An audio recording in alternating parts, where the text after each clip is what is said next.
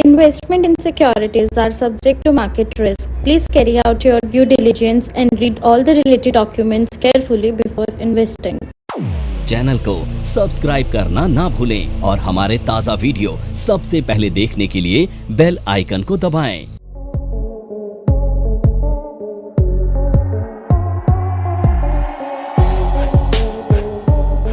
Money nest company क्या है कि किसी भी ऑप्शंस में जो भी हम ट्रेडिंग कर रहे हैं, किसी भी ऑप्शंस को बाई कर रहे हैं, उसमें मनी का फ्लो किस तरफ है, पॉजिटिव है या फिर नेगेटिव है या जीरो कैश फ्लो है। सो ऑलवेज बायर को क्या चाहिए, पॉजिटिव कैश फ्लो चाहिए, नेगेटिव या फिर जीरो कैश फ्लो। क्योंकि अगर ऑप्शंस में जीरो कैश फ्लो होगा या फिर नेगेटिव कैश फ्लो होगा तो उस केस में ऑप्शंस बायर को लॉस होता है, बट ऑप्शन सेलर को प्रॉफिट होता है। और ऑप्शंस बायर को प्रॉफिट कब होता है, जब वहाँ पर पॉजिटिव कैश फ्लो हो, उस केस में ऑप्शन सेलर का लॉस होता है। अब ये जो कैश का जो फ्लो है, ये हम किस तरीके से देखते हैं कि कोई भी जो ऑप्शंस इन द मनी है, एट द मनी है या फिर आउट ऑफ द मनी है। इन द मनी जहाँ पर कैश फ्लो कैसा होगा, पॉजिटिव या नेगेटिव।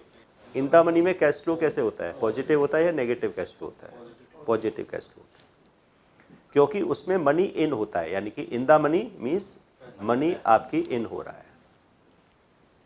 है। At the money means zero cash flow at the money, ठीक है, ना तो कैश आ रहा है ना जा रहा है। Secondly out of the money यानी कि नेगेटिव कैश फ्लो। अब नेगेटिव कैश फ्लो का मीनिंग क्या आता है कि कोई भी ऑप्शंस का जो बायर है वो उस केस में तो अपना राइट यूज नहीं करेगा जहां पर उसके लॉस के चांसेस हो, क्योंकि ऑलरेडी बायर का प्रीमियम का रिस्क रहता ही है। तो यानी कि जीरो कैश फ्लो कहाँ पर होता है, तो यहाँ पे ऑप्शंस मार्केट में कभी भी हम जीरो कैश फ्लो को काउंट नहीं करते। तो या तो कैश फ्लो पॉजिटिव देखा जाता है या फिर जीरो, यानी कि जो नेगेटिव कैश फ्लो है उसको भी जीरो कैश फ्लो ही काउंट किया है। अब क्योंकि टू टाइप ऑप्शंस हैं, कॉल ऑप्शंस एंड, अब कॉल ऑप्शंस को ITM कब कहा जाएगा, ATM कब कहा जाएगा और OTM कब कहा जाएगा। सेम पुट ऑप्शंस को ITM कब कहेंगे हम, ATM और OTM। तो कहने का मीनिंग ये है कि चाहे वो कॉल ऑप्शंस हो या फिर पुट ऑप्शंस हो, बायर को बेनिफिट तभी होगा जब उसमें पॉजिटिव कैश फ्लो होगा। और पॉजिटिव जो कैश फ्लो होता है वो से इन द मनी ऑप्शंस में होता है, यानी कि जो ITM ऑप्शंस हैं उसी में पॉजिटिव कैश फ्लो होता है और उसी में उसको बेनिफिट होते हैं। अब क्योंकि ऑप्शंस क्या है, चॉइस, क्या choice, right and obligation. Options के थ्रू या तो राइट मिलता है या फिर ऑब्लिगेशन। तो यानी कि अगर किसी पर्सन के पास राइट है तो ऑब्लिगेशन नहीं है, अगर ऑब्लिगेशन है तो उसके पास कोई राइट नहीं है। तो यानी कि ऑप्शंस को आगे हमें समझने के लिए ये कॉन्सेप्ट क्लियर होना बहुत ज़रूरी है। ITM, ATM और OTM, इसमें कोई कन्फ्यूजन नहीं होना चाहिए। तो इसी के लिए मैं आपको इसको एक बार फिर से आज हम इसको रिपीट कर रहे हैं, क्योंकि फिर तो हम आगे अपनी स्ट्रेटजी स्टार्ट कर देंगे। ऐसे कोर्स के बारे में बात करना चाह रही हूं जिस कोर्स को करने के बाद आपके लिए सारे दरवाजे खुल जाते हैं। आप जो करना चाहें वो कर सकते हैं। आप इस फील्ड में जॉब करना चाहें आप जॉब कर सकते हैं। आप अपना खुद का ब्रोकिंग हाउस ओपन करना चाहें आप अपना ब्रोकिंग हाउस ओपन कर सकते हैं। आप सेल्फ ट्रेडिंग करके पैसा कमाना चाहें आप वो कर सकते हैं। आप फ्रीलांसिंग करना चाहें वो कर सकते हैं। तो दोस्तों ऐसी चीज आपको कहां मिलेगी जिसके बेसिस पर आप कुछ भी कर सकते हैं और बहुत सारा पैसा अर्न कर सकते हैं। कोर्स का नाम है advance diploma in financial market management. Advance diploma in financial market management जो कोर्स है ये NIFM, national institute of financial market का सबसे बेस्ट कोर्स है, क्योंकि जिस भी स्टूडेंट ने ये कोर्स किया है वो आज बहुत ही अच्छे लेवल पर जॉब कर रहा है। Advance diploma in financial market management के कोर्स की ड्यूरेशन है 1 ईयर और 1 ईयर के अंदर हम लोग आपको वो सारी चीजें सिखाते हैं जो चीजें रिक्वायर्ड होती है इस इंडस्ट्री में एंटर करने के लिए। इस कोर्स के 5 लेवल्स होते हैं जिसमें हम लोग बेसिक से लेके एडवांस तक सब चीजें सिखाते हैं। और दोस्तों हमारे यहाँ पे जो हमारे टीचर्स हैं वो बहुत ही एक्सपीरियंस टीचर्स हैं, 15-15, 20-20 साल के साथ उनका एक्सपीरियंस है और उनको इसी मार्केट का एक्सपीरियंस है। प्रैक्टिकली वो लोग आपको टीच करेंगे और they are very down to earth. आपको किसी भी टाइम पर कोई भी डाउट है, कोई भी क्वेरी है, आप एक चीज को अगर 10 बार भी पूछेंगे तो वो आपको बड़ी ही इजीली आपके डाउट्स क्लियर करेंगे। तो आज हम दो चीज़ों को देखेंगे, एक तो हम आईटीएम, एटीएम, ओटीएम का को एक बार फिर से रिवाइज करेंगे। सेकेंडली हम यहाँ पर प्रीमियम की कैलकुलेशन समझेंगे, प्रीमियम की कैलकुलेशन कैसे होती है। ओके, सो ये तो हो गया आपका। जैसे कि यहाँ पर हमारा क्या है, ये आईटीएम ऑप्शंस। आईटीएम क्या है आपका, कॉल भी है और same ATM at the money, call भी है और पुट भी, यानी कि कॉल एटीएम कब होगा, पुट एटीएम कब होगा। और लास्ट स्टेज ओटीएम, कॉल का ओटीएम एंड। अब इसको समझने के लिए एक पॉइंट होता है कि जब भी हम किसी ऑप्शंस को बाई करते हैं, क्या करते हैं, बाई करते हैं, तो वहाँ पर ऑप्शंस के बायर को प्रीमियम पे करना होता है। क्या है वो, एक प्रीमियम पे करता है। ओके, क्योंकि बायर क्या होता है, होल्डर, क्योंकि राइट फ्री में नहीं मिलता, उसके लिए उसे कुछ ना कुछ पे करना होता है। तो बायर जो पे करता है उसे ऑप्शंस में प्रीमियम कहा जाता है, ऑप्शंस प्राइस या ऑप्शंस वैल्यू। और ऑप्शंस का बायर ये प्रीमियम किसको पे करता है, ऑप्शंस के सेलर को, ऑप्शंस के सेलर को ये प्रीमियम पे करता है। अब ये जो प्रीमियम होता है, प्रीमियम में ऑलवेज टू वैल्यूज इंक्लूड होती हैं। टू वैल्यू के कॉम्बिनेशन से क्या है, प्रीमियम कैलकुलेट होते हैं। अब ये टू वैल्यूज क्या होती हैं, ठीक है, तो उसको हम यहां पे समझेंगे कि ये टू वैल्यूज क्या होती हैं। तो हमारे लिए नेक्स्ट जो पॉइंट है, टॉपिक है ऑप्शंस प्रीमियम। ऑप्शंस कोई भी हो, चाहे कॉल ऑप्शंस हो या फिर पुट ऑप्शंस, दोनों ही केस में ऑप्शंस के कॉल के बायर को प्रीमियम पे करना होता है, पुट के बायर को प्रीमियम पे करना होता है। अब ये प्रीमियम कौन डिसाइड करता है, कैसे डिसाइड होते हैं। अब प्रीमियम की जो वैल्यू होती है उसमें क्या क्या वैल्यू इंक्लूड, तो सबसे मेन अगर हम सिंपली देखें तो ऑप्शंस के जो प्रीमियम होते हैं उसमें ऑलवेज टू वैल्यू इंक्लूड। तो ऑप्शंस के प्रीमियम है ऑलवेज टू वैल्यू इंक्लूड होती हैं। क्या क्या है ये, options premium is equal to intrinsic value plus time value. किसी भी ऑप्शंस के प्रीमियम में ये टू वैल्यू इंक्लूड होती हैं, ठीक है, उसमें इंट्रिंसिक वैल्यू भी होती है और उसमें टाइम वैल्यू भी होती है। अब क्योंकि जब हम किसी ऑप्शंस को बाई करते हैं तो प्रीमियम हमें स्क्रीन पर शो होते हैं, कॉल का भी प्रीमियम शो होता है, पुट का भी प्रीमियम शो होता है जिसको हम बाई करते हैं।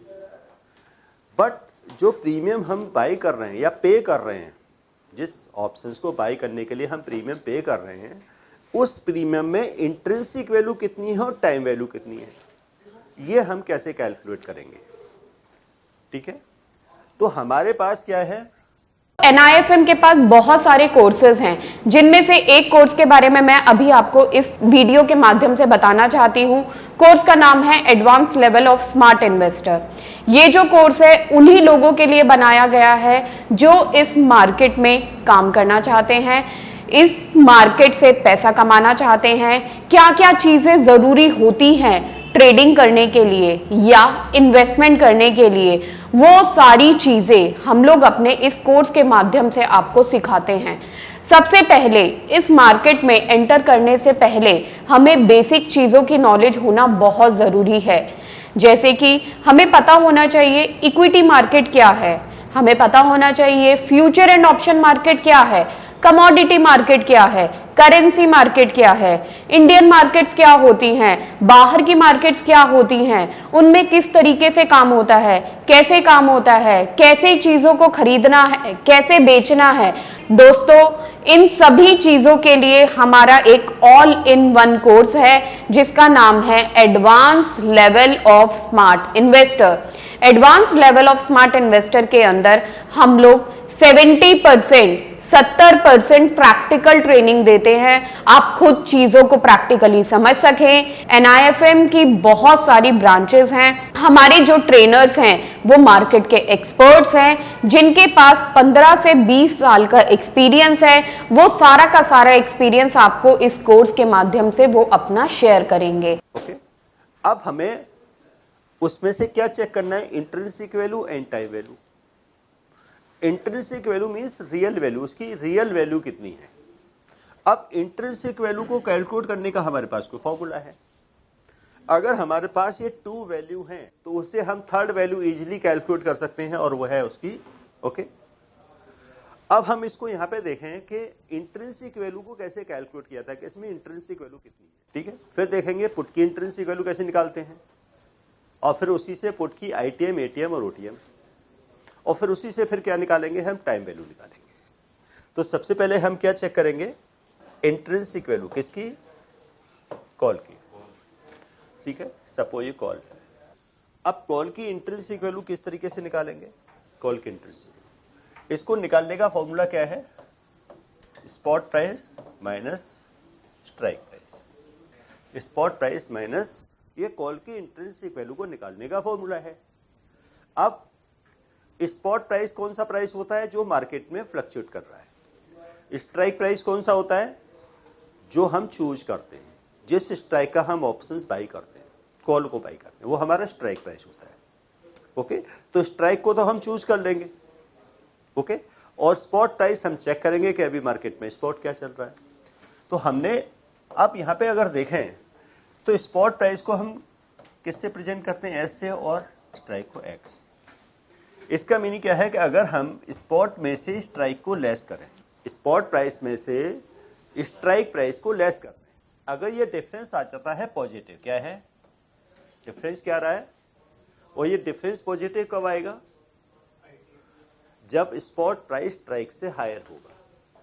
यानी कि ये डिफरेंस पॉजिटिव कब आएगा, जब स्पॉट क्या होगा, स्ट्राइक से हायर होगा, तभी पॉजिटिव डिफरेंस आएगा ना। अब ये जो पॉजिटिव डिफरेंस है, इसी को इंट्रिंसिक वैल्यू कहेंगे। क्या कहेंगे, इसी को क्या कहा जाएगा, इसी को कॉल की इंट्रिंसिक वैल्यू कहा जाएगा। यानी कि जब हम स्पॉट में से स्ट्राइक प्राइस को लेस करेंगे तो जो डिफरेंस आएगा, और डिफरेंस अगर पॉजिटिव आ रहा है, पॉजिटिव कब आएगा, जब स्पॉट प्राइस क्या होगा, स्ट्राइक से हायर होगा। जब स्पॉट में से स्ट्राइक को लेस करेंगे और डिफरेंस है पॉजिटिव, और डिफरेंस पॉजिटिव कब होगा, जब स्पॉट क्या होगा, स्ट्राइक से हायर होगा। तो जो पॉजिटिव डिफरेंस होगा उसी को क्या कहेंगे, उस कॉल की इंट्रिंसिक वैल्यू, और कॉल क्या हो जाएगा यहाँ पर, आईटीएम। तो कॉल आईटीएम है, इसको हम कैसे चेक करेंगे, हम स्पॉट प्राइस में से स्ट्राइक प्राइस को लेस करेंगे। अगर डिफरेंस पॉजिटिव आ रहा है तो वो उसकी इंट्रिंसिक वैल्यू हो गई, कॉल हो गई in the money. Okay, second, spot में से स्ट्राइक को लेस किया और डिफरेंस आया 0, और डिफरेंस 0 कब आएगा, जब स्पॉट और स्ट्राइक क्या होंगे, सेम होंगे। तो इसका मीनिंग क्या है, इंट्रिंसिक वैल्यू क्या है, 0।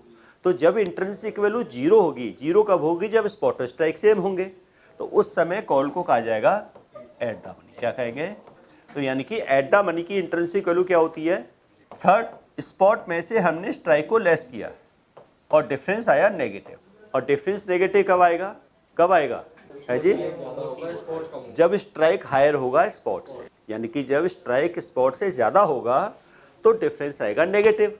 अब डिफरेंस नेगेटिव आया है तो इसका मतलब मनी आउट हो रहा है। तो यहाँ पे ना तो इन हो रहा है, मनी क्या हो रहा है हमारा, इन हो रहा है, पॉजिटिव डिफरेंस आ रहा है। यहाँ पे क्या है, ना आ रहा है ना जा रहा है, 0 है, तो एट द मनी हो गया, यहाँ पे आउट हो रहा है मनी, ठीक है। यानी कि अगर राइट यूज करेंगे तो हमारा पॉकेट से मनी जाएगा, तो हम ऐसा काम क्यों करेंगे, बिल्कुल नहीं करेंगे। तो इसका मीनिंग क्या है कि अगर डिफरेंस नेगेटिव आए तो उस समय कॉल को कहा जाएगा ओटीएम, यानी कि आउट ऑफ द मनी। और क्योंकि कभी भी नेगेटिव कैश फ्लो नहीं होता, यानी कि हम कोई ऐसा काम नहीं करेंगे जिसमें हमारे लॉस के चांसेस, उस समय हम अपना राइट यूज नहीं करेंगे, मनी आउट हो रहा हो। तो इसका मीनिंग क्या है कि जब डिफरेंस नेगेटिव आएगा तो इंट्रिंसिक वैल्यू भी नेगेटिव होनी चाहिए और call OTM, but intrinsic value की कैलकुलेशन कभी भी नेगेटिव नहीं होती। तो इस केस में इंट्रिंसिक वैल्यू को क्या कंसीडर किया जाएगा, 0 ही कंसीडर किया जाएगा, यानी कि 0। तो इसका मीनिंग ये हो गया कि एट द मनी और out of the money call की इंट्रिंसिक वैल्यू ऑलवेज क्या होगी, 0 होगी। इंट्रिंसिक वैल्यू सिर्फ किसमें होगी, only in the money. Intrinsic value सिर्फ इन द मनी में होती है, एट द मनी और आउट ऑफ द मनी की इंट्रिंसिक वैल्यू ऑलवेज 0 रहेगी।